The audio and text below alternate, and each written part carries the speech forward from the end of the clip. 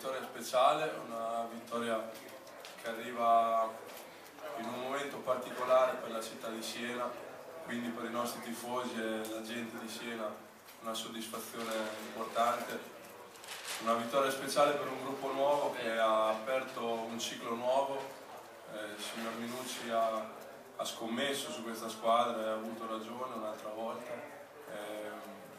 Quello che è successo in questi 3 giorni, dove abbiamo giocato per vincere dando l'anima, è bello per i ragazzi in quello spogliatoio che lavorano tanto, lavorano duro.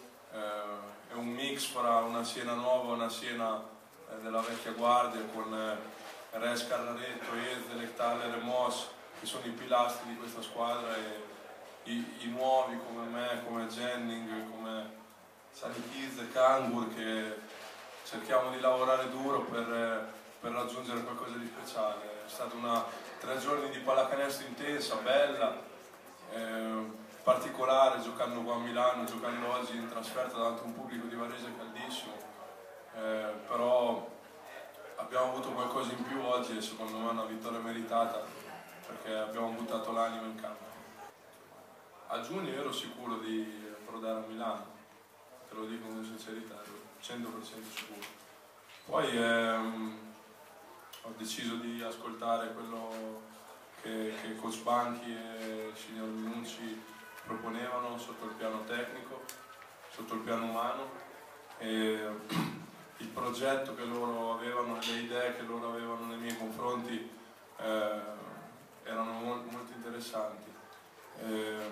Mi sono messo in discussione scegliendo forse la strada più difficile, perché venire a Siena dopo i successi storici e quello che è stata Siena in questi 5-6 anni non era facile, però l'ho fatto con umiltà e ho scelto di andare a Siena per lavorare, crescere. Devo ancora crescere tantissimo secondo me come giocatore, riconosco di avere margini di miglioramento importanti, contando su uno staff come quello di Coach Banchi, Coach Magro e Coach Crespi. So di essere monitorato 24 ore al giorno e di poter contare su uno staff che vuole lavorare su di me, quindi i risultati piano piano stanno venendo a galla e sono veramente contento e orgoglioso della scelta che ho fatto.